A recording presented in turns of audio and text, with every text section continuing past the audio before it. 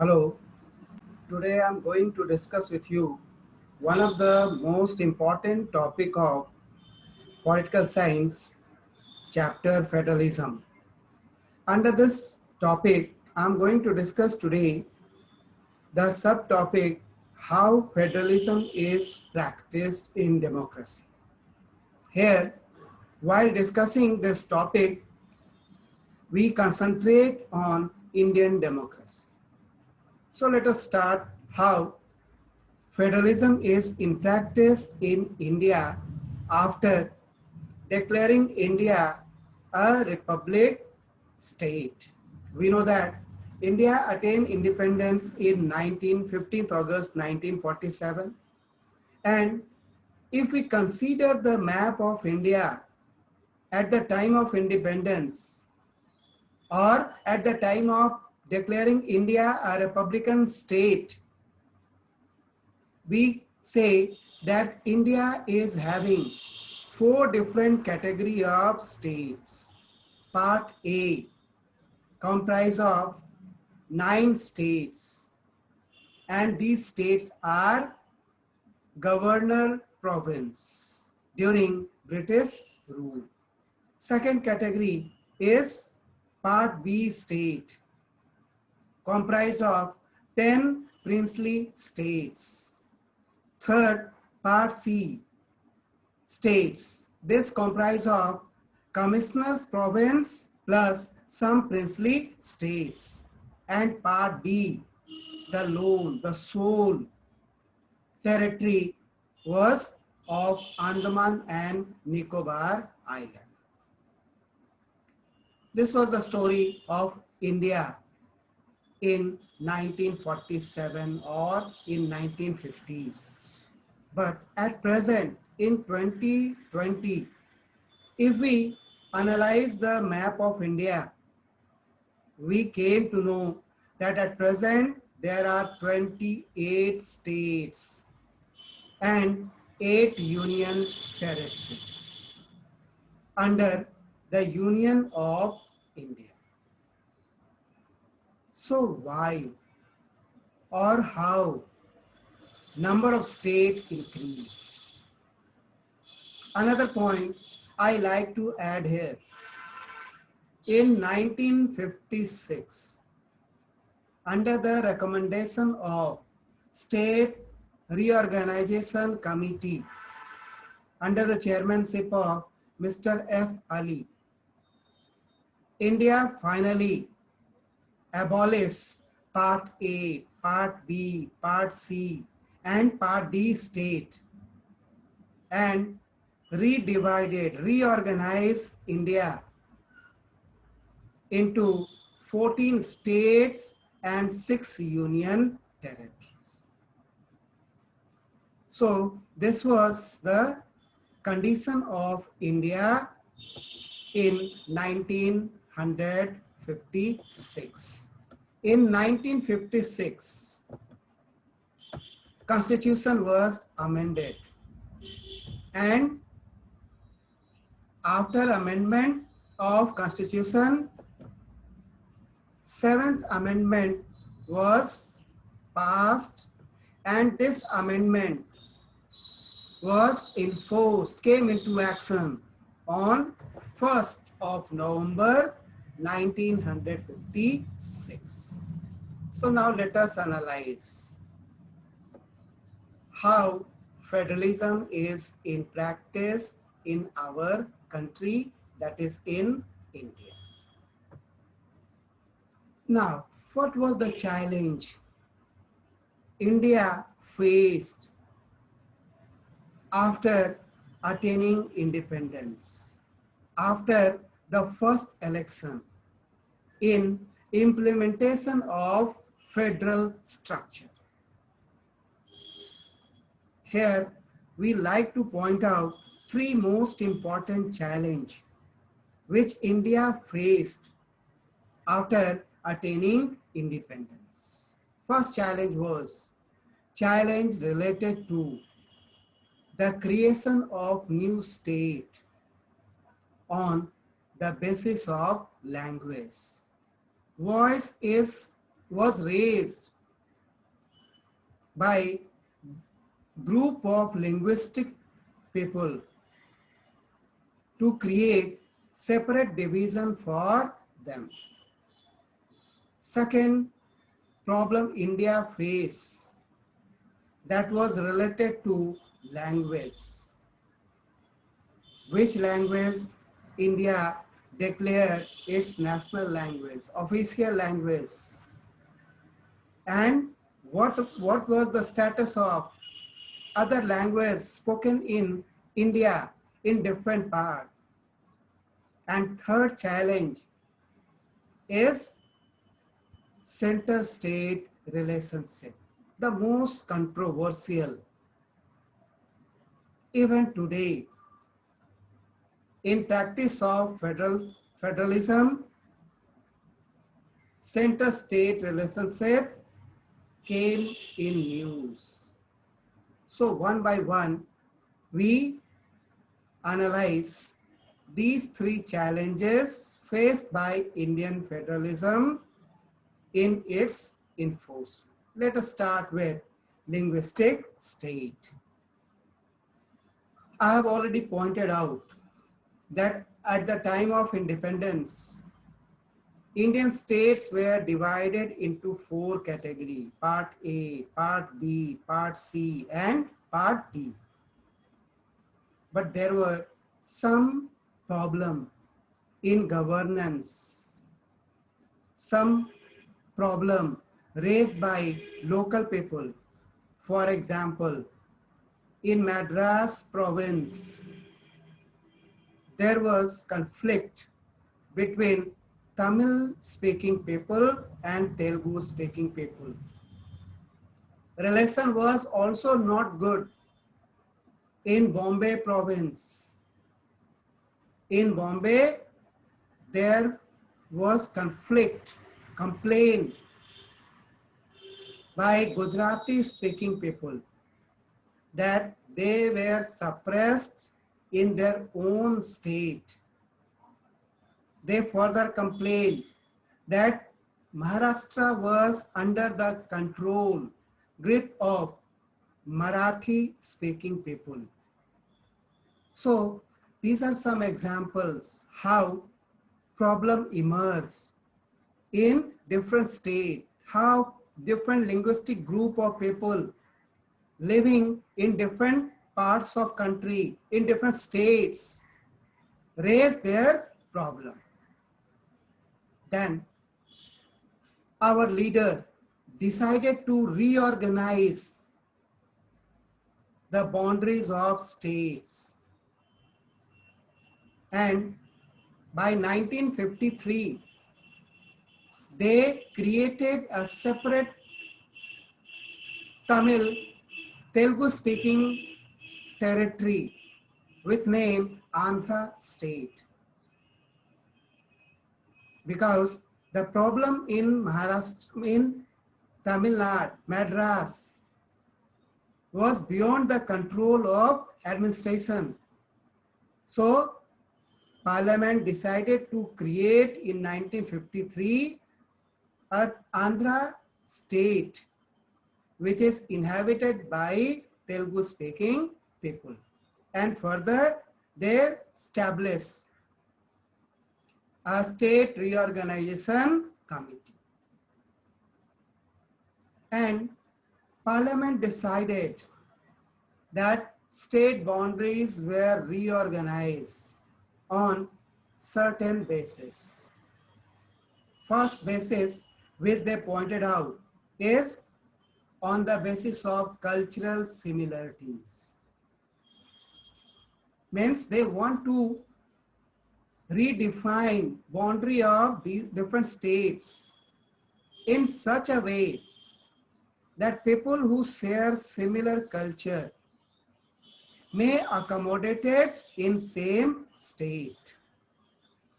Second basis for reorganization was the basis of ethnic identity, ethnicity. People with similar ethnic identity were accommodated in one state, same state. Third, on the basis of geographical similarity. If geography of territory is same, then that territory is accommodated in mother state. Next important criteria consideration was on the basis of language, so that conflict in the name of language must be minimized. And considering these points, in 1956, Constitution was finally amended, and first linguistic state emerged in our country, and that state was Andhra Pradesh. And officially, this state came into existence on 1st November 1956. And the main reason of creation of this state was to satisfy the demands of Telugu speaking people, or to accommodate different linguistic group in Indian federalism. So this was the first attempt, first change our leader made in order to provide a strength to federalism. Similarly, on 1st May 1960, second linguistic state was established in India, and this state was separated from Maharashtra, Marathi speaking people, and the state was named as Gujarat, inhabited by or exclusively framed for Gujarati speaking people. In this way, India till date safeguard its internal integrity and successfully accommodated cultural diversity, linguistic diversity,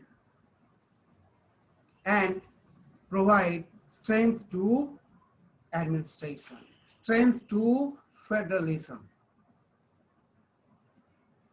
And we know that at present, number of states is 28.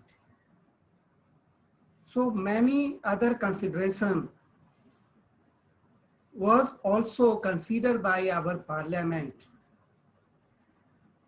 in creation of different states in India. For example, state of Jharkhand, Uttarakhand, and Chhattisgarh. The main consideration is the demands of tribal people. Demands of people having different cultural identity, different tradition they follow, different language they speak, and the charge they blame on mother state that their geographical area remain neglected by mother state. They organize movement, and finally they got nod of parliament and central government, and these states were created. Anyhow, our leader is successful in controlling in managing the problem, came in effective implementation of federal structure in our country. Second important aspect we are going to discuss here is language policy. After independence, the first challenge before India was to declare, to select one language as the official language of India. Which language India declared its official language, its national language. And still we are struggling. Even after 73 years of independence, India failed to find one official language and one national language. So controversy which started in 1946-47 still continue in our country.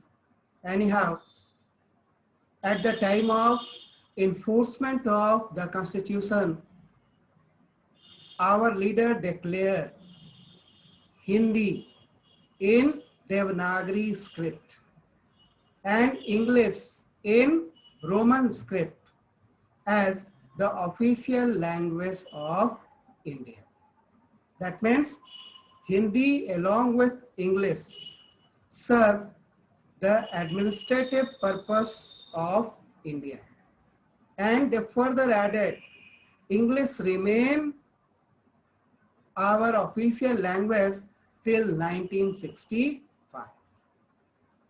because our leader believed that in 15 years they managed to spread Hindi all over India, and people of India willingly adopted Hindi as their official language.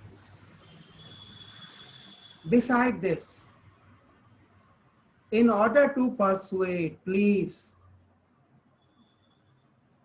other linguistic groups living in our country, there is provision of language schedule in our constitution. Schedule 8 contain list of scheduled languages. The purpose is to accommodate, to please other group of linguistic people living in our country. At the time of enforcement, implementation of constitution, there were 14 languages included in Schedule 8. And first amendment in Schedule 8 was in 1961 when Sindhi was added in the list of scheduled languages, making total number of languages in this schedule is 15.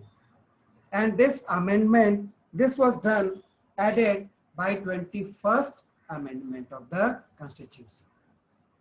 Again in 1971, by 71st Amendment of the Constitution, another 3 languages were added. And these languages were Konkani, Nepali, and Manipuri, making total number of languages in this list 18. And finally, by 92nd Amendment Act in 1992, in 2004, 4 new languages were included in this list: Bodo, Santhali, Maithili, and Dogri, making total number of scheduled languages in schedule list 22. So in this way, our leader, our parliament accommodated different linguistic group of people living in our country. Still, speaker of many languages are demanding inclusion of their language in schedule list. Now, what is benefit of getting included in this list? First benefit, if language is included in schedule list, schedule 8, then speaker of that language are free to write their board exam, competitive exam in their regional language. Second benefit, literary work of these languages were considered for the highest award from the nation, like Gyanpith Puraskar, plus several monetary benefit aids their group get from central and state government in the name of promotion and protection of their language. Now, let us analyze why English still retain the status of official language. The first real effort India shows in spreading Hindi by setting up a committee to find the ways, and that committee suggested 3-language formula in 1948-49, but that was not effectively adopted by our government. And before 1965, Constitution was amended and it was included that English remain as official language of India till further notification. And that's why English retained its position. Besides Hindi and English, there are several other official languages recognized at state level. For example, in Bihar, the official languages are Hindi, English, and Urdu. In 1968, government started showing some initiative to promote Hindi and decided to introduce 3-language formula. Under this formula, Hindi, English are 2 compulsory languages, and 3rd language student will select from the list provided to them.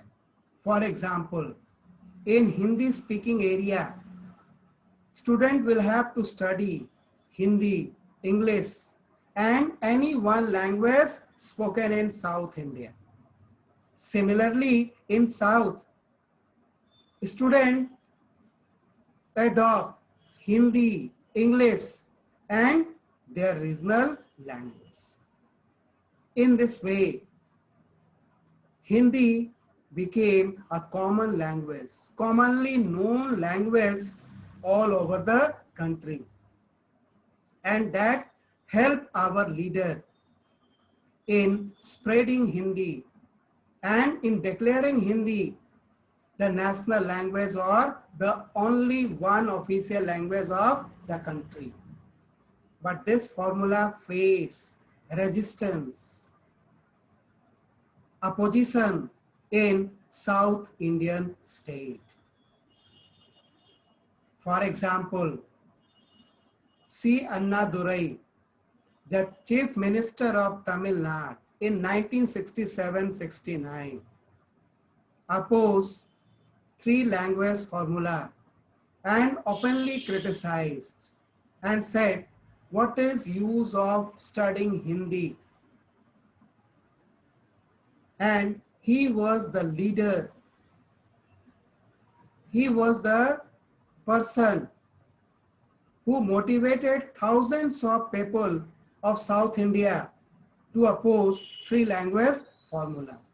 And agitation was organized in different states of South India. And some agitation was even violent that forced central government, union government to withdraw its three-language formula. And even today, I have already mentioned that India is struggling to find one common official language. Reason, there are various reasons, but the most important reason according to me is the lack of political awareness, lack of political willpower is responsible for this condition. Take example, if a student from Kerala wishes to appear in civil services examination, he did not study Hindi in his class 10, 12 or graduation level. But for writing UPSC exam, he will have to appear in Hindi paper. And without clearing that paper, without getting pass marks in that paper, his mains copy is not liable for correction. So why that student read Hindi for appearing in civil services exam in 94 or in 2000? So that's why I'm raising this point that political leaders fail to show their willpower. How long they protest, how long they oppose, 2 years, 3 years, 10 years. And after 10 years, things became normal. And Hindi is adopted by one and all. Anyhow, let's wait how long we wait for one common language. All provision of Schedule 8 are described in Article 344(1) to other subpart of this article in the Constitution, explaining the various linguistic policy forward by Government of India.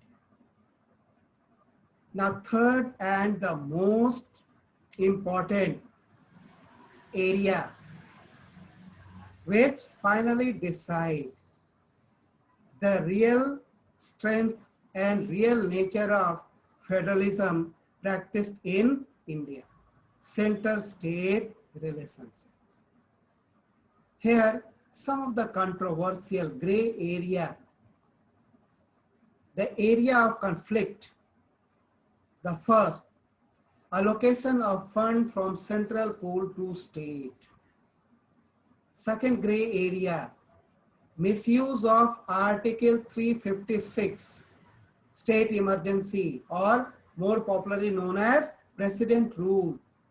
And third, role of governor as constitutional head of the state.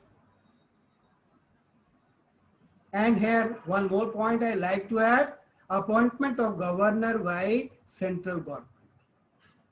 And new controversy, new weak point is the emergence of coalition government era also affected center-state relations. Now let us discuss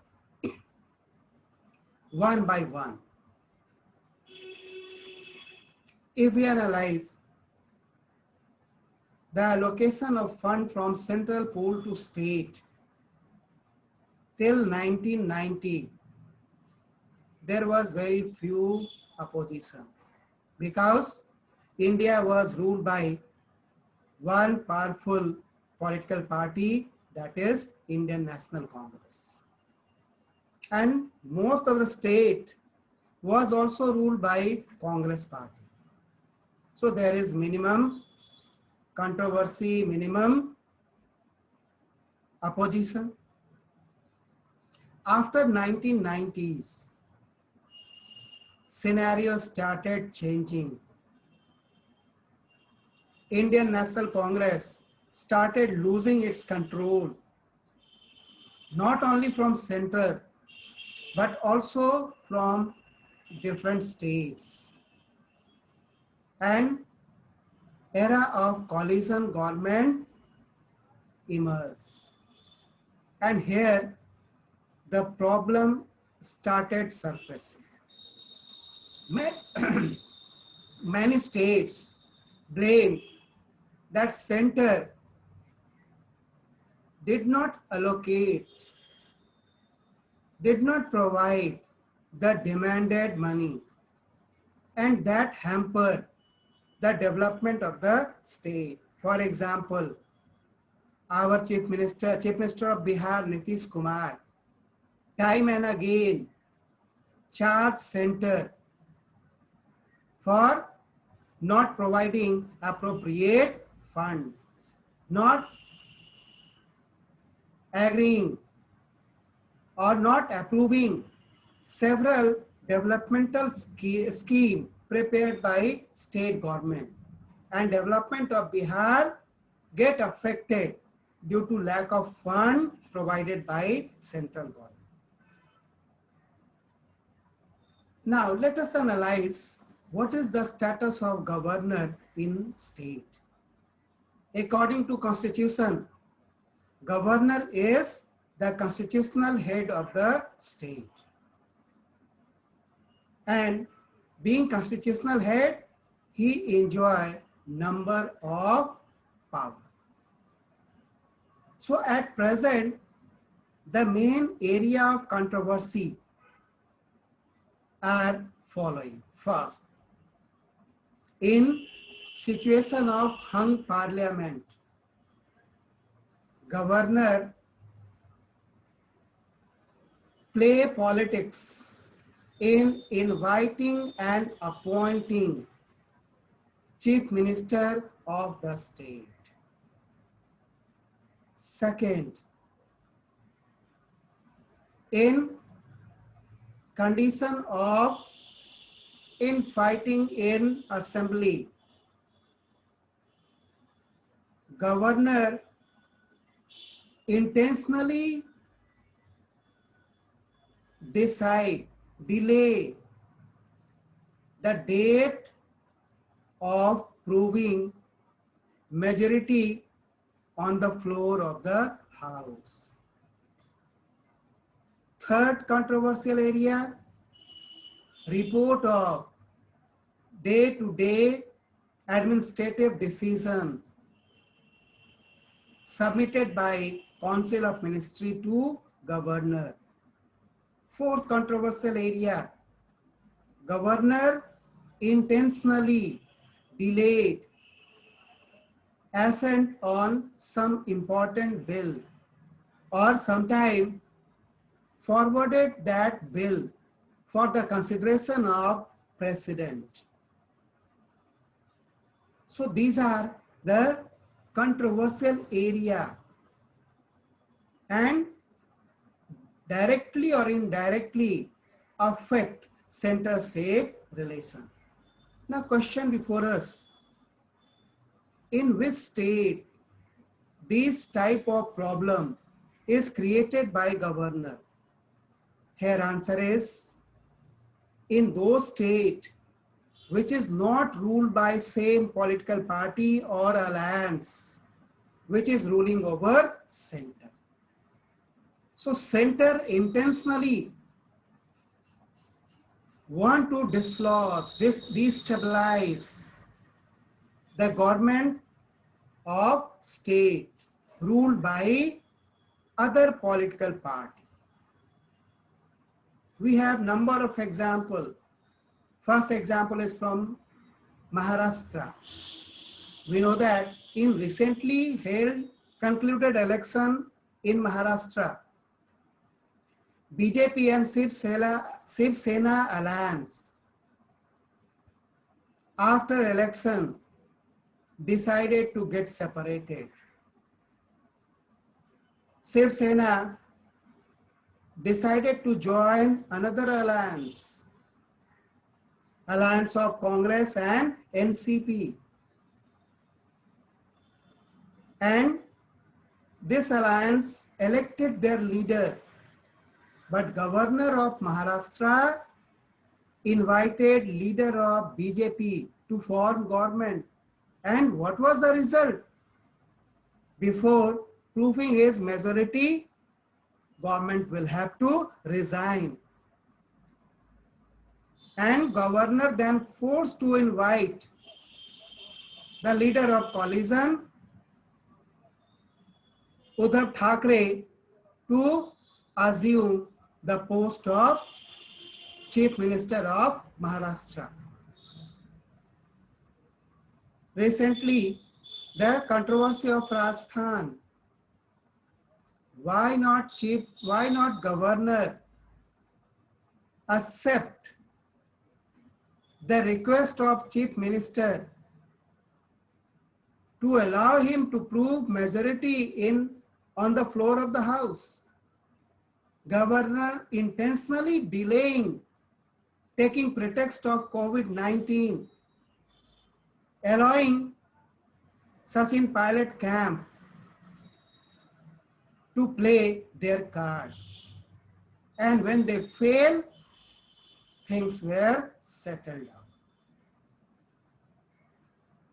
Similarly, there are a number of evidences where governor intentionally delayed signing of the bill and intentionally forwarding bill for the consideration of president. So these are the point of controversy. Number of suggestions are already pending. For example, Sarkaria Commission recommendation, yet not fully implemented, adopted by central government. The judgment of Supreme Court in Bombay case, SR Bombay case, though it certainly brings certain change, but yet not satisfactory change. Now let us consider Article 356, misuse of this article. We know that central government has power to dissolve, suspend state legislative assembly under certain circumstances, like breakdown of constitutional machinery, failure of law and order in the state. And how center judge this? The only source of judgment before implementation of president rule is the report of governor. And in 90% cases, governor under the influence of central government sent report as per the wish and desire of the central government. And after receiving this report, without delaying, central government declare or implement president rule. We have example, number of times state government challenge the decision of central government in Supreme Court, and many times before the judgment, central withdraw president rule from the state. Example is from Bihar, when RJD ruled government under Ms. Rabari Devi, challenged the decision of union government to dislodge her government, and before the judgment, central government withdraw this. So why? Even the first time president rule was implemented in Kerala, state which was then ruled by Communist Party, and at center it was rule of Congress under Pandit Jawaharlal Nehru, the most respectable person, most mature politician. Even that person did not stop the misuse of president rule. How we can expect in today's condition when our leaders are less mature, political party are more jealous. In recent year, we have witnessed the scene in Madhya Pradesh, scene in Rajasthan, scene in Haryana, scene in Maharashtra, where democracy is going. After getting elected, Narendra Modi announced that he will give more freedom to state. He will help federalism, federal government in gaining more and more strength, but only in practice, only in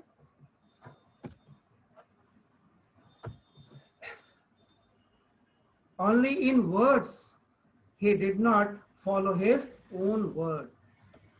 So these are some controversial area. We have to reconsider, replan, and settle the controversy. One more controversial area is the appointment of governor.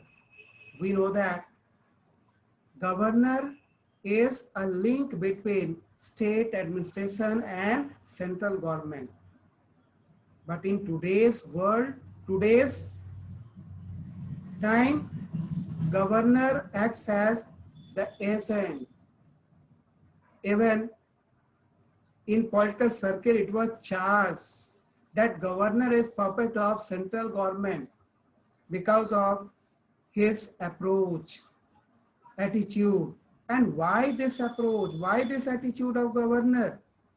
Because the job of governor is not secure.